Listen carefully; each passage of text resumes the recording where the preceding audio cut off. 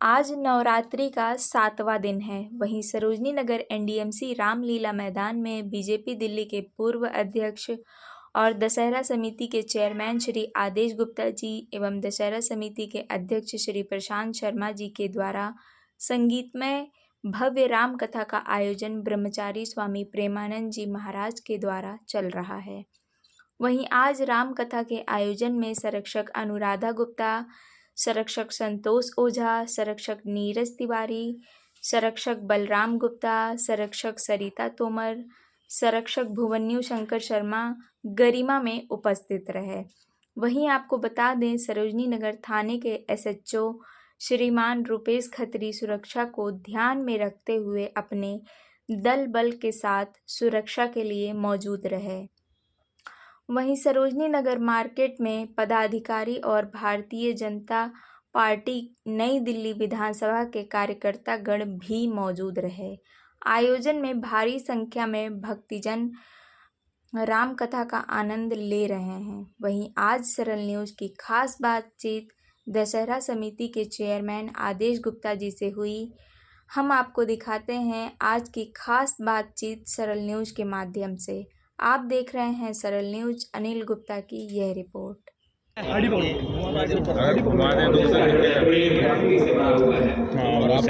एक ही दुख हो रहा है, आप अपने सेवक के पास आए हो और यहाँ राज्य से बाहर जंगल में वृक्ष के नीचे बैठे हो। जगह जगह रामलीला का मंचन हो रहा है और आज हे प्रभु, सरोजनी नगर में आप मेरे साथ राज्य में चले, वहाँ मैं आपका आतिथ्य करूँ। श्री दशहरा समिति आज रात्रि विश्राम आप यहीं करें। 60 वर्षों से यहीं पर रामलीला का आयोजन करती थी। उसी उपलक्ष्य और मेरा तो एक विशेष बार निवेदन है, दशहरा समिति द्वारा आपको भले ही अयोध्या से निष्कासित कर दिया गया है, जिसको बहुत ही विद्वान सनातन रत्न लेकिन यह श्रीवेरपुर का राज्य प्रेमानंद जी महाराज द्वारा किया जाता आज मैं आपके चरणों में और समर्पित कर रहा एक हूँ। क्षेत्र को राममय बनाने का ये प्रयास है। हे नाथ, लोगों के आप इस छोटे से ये नवरात्रि के अपने राज्य के ये राजा रामलीला के होइए अवसर और हमारा पालन एक पोषण धर्म कीजिए। की भावना बढ़ती है और उस भावना के अंदर हम आपको ऐसे यहाँ धरती करने पर का काम किया गया है। माता के साथ विराजमान यहाँ नहीं पर देख राम सकते। कथा का आयोजन भी हो रहा है, यहाँ संस्कार भी कहते कहते निषाद राज का और कंठ साथ ही अवरुद्ध साथ होने लगा है। प्रतिदिन यहाँ भंडारा भी होता है और भगवान श्री राम ने कहा, उनके लिए मित्र, भी विशेष व्यवस्था की गई है। बहुत अच्छा मेरी माता और पिता माहौल इस इलाके में ने मुझे वनवास का नियम बताया। तापस वेश विशेष उदासी 14 वर्ष राम एक मुझे अंतर विशेष उदासीन होकर के रहना है। नवरात्रि के अवसर पर प्रभु राम जी के चरित्र मैं गांव नगर में रुक नहीं सकता, अपने अंदर लाने के पकवान नहीं खा कोशिश सकता, कर रहे हैं। इस राम कथा को सुनकर धातु के बर्तनों का प्रयोग नहीं कर सकता।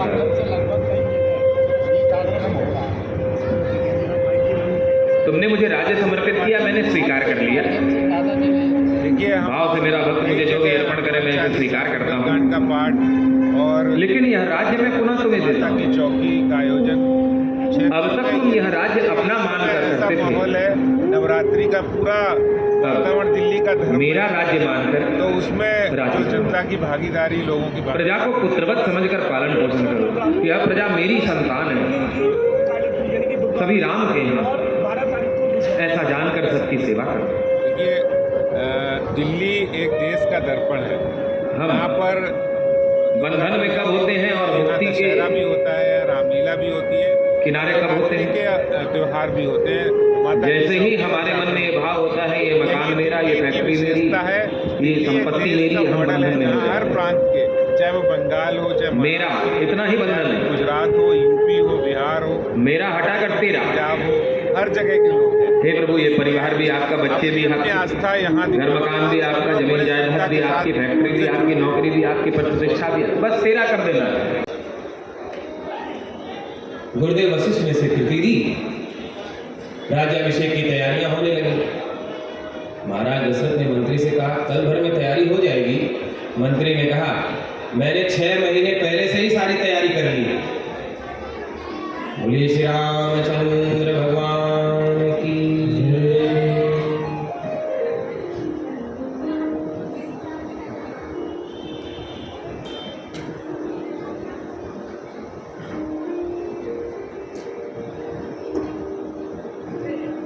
मंत्री की यह बात सुन करके महाराज दशरथ को संतुष्टि हुई है। आज बच्चे बहुत शोर कर रहे हैं भाई, शांत कीजिए। तो एक व्यक्ति जो यहाँ कार्य करता है, बच्चों को शांत करें।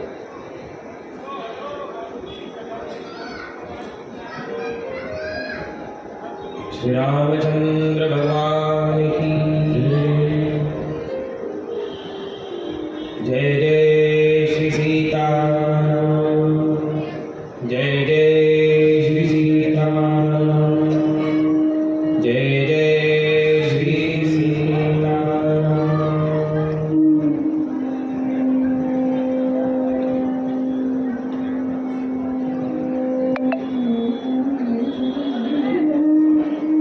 गुरुदेव वशिष्ठ ने स्वीकृति दी, कल ही राज्याभिषेक हो जाए। राजा दशरथ को बड़ा आनंद हुआ। महाराज दशरथ सभी सेवकों को बुलाते हैं, सबको कहा गुरुदेव वशिष्ठ जिसे जो आज्ञा करे, जैसा निर्देश करे, उनकी आज्ञा और निर्देश के अनुसार तुम सब राज्याभिषेक की तैयारी करो। वशिष्ठ जी ने जिसे जो कार्य सौंपा, मैं ये कार्य सबसे पहले कर लूं, इस भाव से उसने वह कार्य किया। घर में जब कोई बड़े वृद्ध आपको कुछ कहें तो दूसरे की तरफ मत देखो कि वो कर दे। पिताजी कुछ कह रहे हैं, माँ कुछ कह रही, तो मैं सबसे पहले वो कार्य करूं, दूसरे की तरफ क्या देखें। तो माता पिता गुरुजनों की सेवा में तत्परता होगी, तब परमात्मा भी आपकी सेवा से प्रसन्न होंगे। पिताजी माताजी कुछ कह रहे हैं और आप एक दूसरे की तरफ देखें, ये सुने ये करें, तो भगवान भी आपकी पुकार कैसे सुनेंगे। जिसे भी आज्ञा मिली सबसे पहले मैं ये कार्य कर दूं, इस भाव से उसने वह कार्य किया। सारी तैयारियां होने लगी। महाराज दशरथ राज दरबार में आए। जिस अयोध्या के सिंहासन पर वे विराजते थे, अयोध्या की राजगद्दी को प्रणाम किया, उसकी परिक्रमा की और प्रार्थना करते हुए कहने लगे, हे अयोध्या महारानी, यह सूर्यवंशियों की पवित्र गद्दी है। इस गद्दी पर सार्वभौम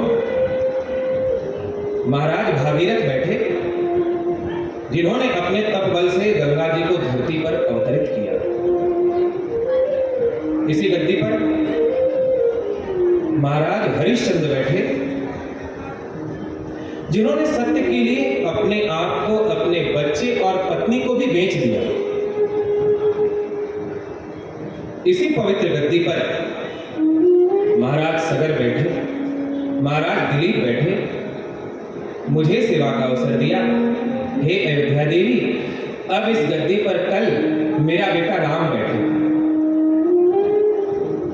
आप उसे स्वीकार करना, और यदि मेरे बेटे से कोई भूल हो जाए तो उसे क्षमा करना।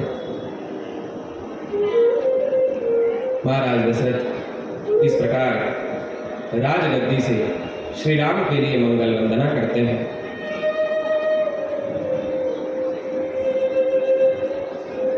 अपने घर को भी मंदिर बनाओ, फैक्ट्री को, जो तुम्हें पद मिला है उस पद को, कुर्सी को, इन सबको भगवान का समझो। घर का मालिक स्वयं को समझोगे तो घर में आनंद, सुख, शांति नहीं रहेगी। लेकिन जब घर का मालिक भगवान को बनाओगे और परिवार के सारे सदस्यों के साथ भगवान के सेवक रहोगे,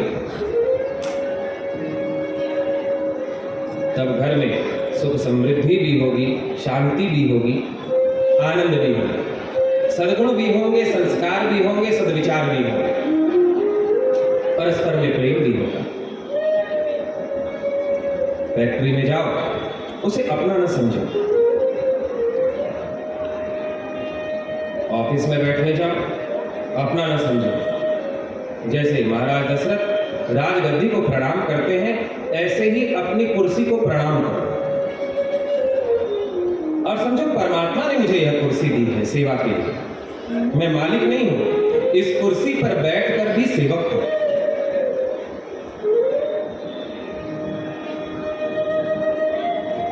मैं इस फैक्ट्री में सेवक हूं। मालिक तो केवल परमात्मा है। इस भावना से धर्म करो तो मन में अभिमान नहीं होगा। मालिक भाव होने से अभिमान होता है, सेवक भाव होने से अभिमान नहीं होता। गुमान गोविंद ही भावत नाय। अभिमान भगवान को प्रिय नहीं होता। भगवान को तो समर्पण प्रिय होता है, विनम्रता प्रिय होती है। जो सरल है वह परमात्मा को प्रिय होता है। संत सरल चित जगत हित। संत सरल चित वाले होते हैं, इसीलिए भगवान ने कहा ज्ञानी त्वात्मैव मे मतम। संत मेरी आत्मा है। सरल चित्त रहो, अपने को केवल सेवक समझो तो मालिक तुम पर प्रसन्न रहेगा। मालिक की, परमात्मा की कृपा पानी है तो सेवक बनकर पाया जा सकता है, किसी का मालिक बनकर नहीं। मैं किसी का मालिक नहीं, सबके मालिक परमात्मा है। अयोध्या देवी से महाराज दशरथ वंदना करते हैं।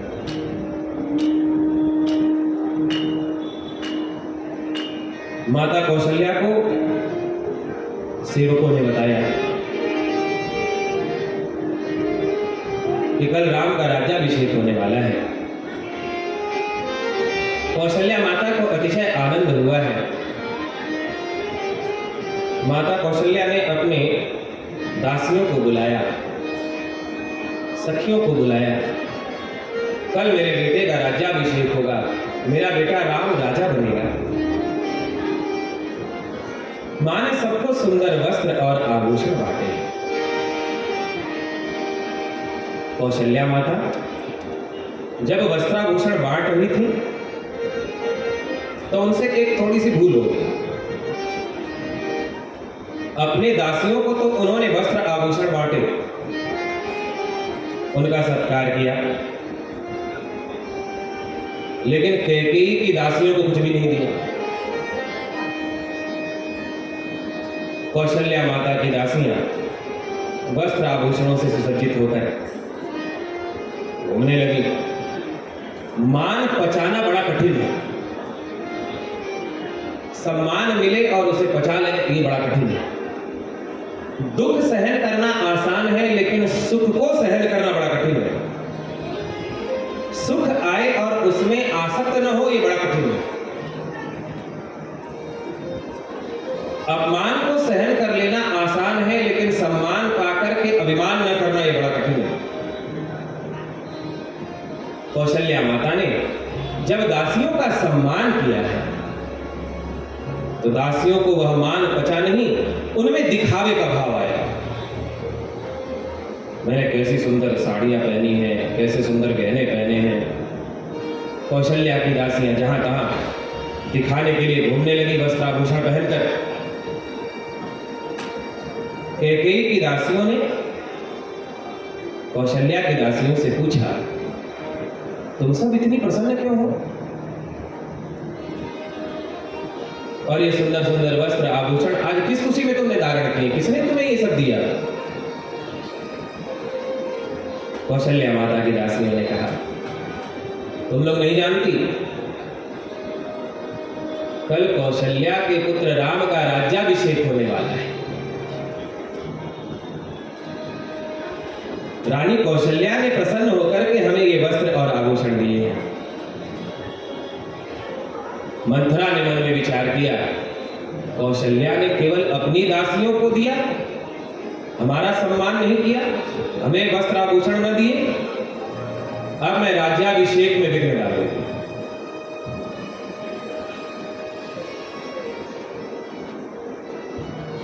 जीवन में सम्मान को पचाना बहुत कठिन है,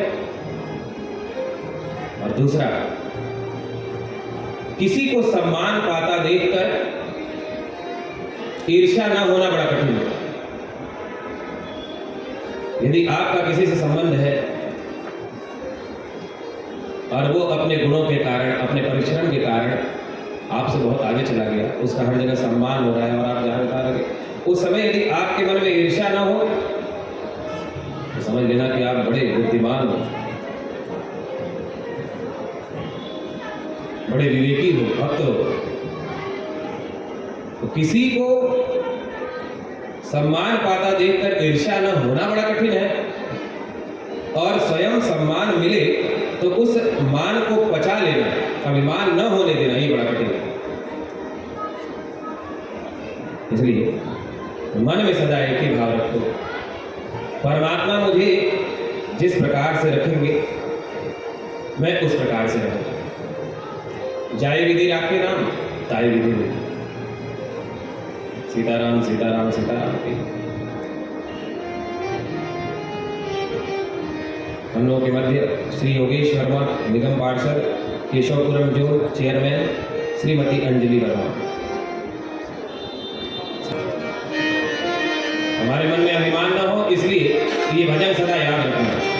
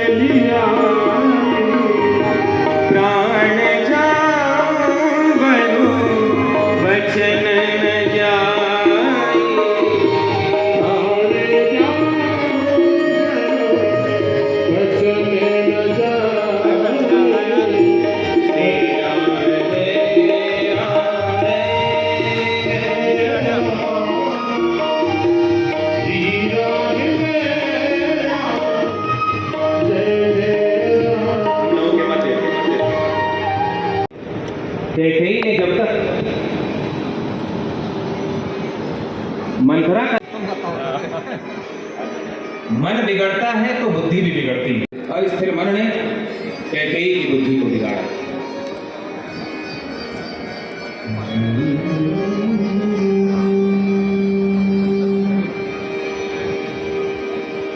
कैकेयी ने जब तक मंथरा का स्पर्श नहीं किया था तब तक उसकी बुद्धि ठीक थी। जब मंथरा रोती रही, कैकेयी मंथरा के पास गई, उसे स्पर्श किया और कहने लगी, मंथरा क्यों रो रही है, बता।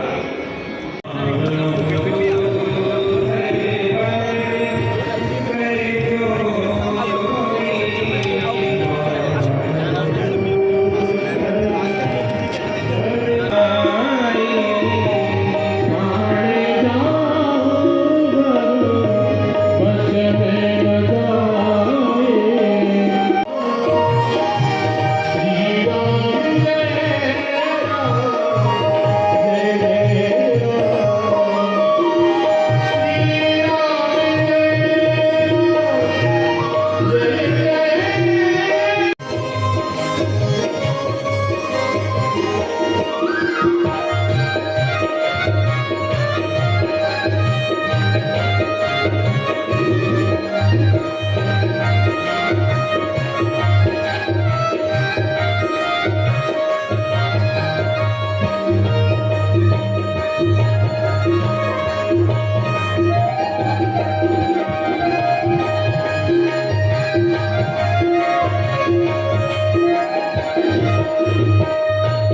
किया अभिमान तो फिर मान नहीं पाएगा, किया अभिमान तो फिर मान नहीं पाएगा।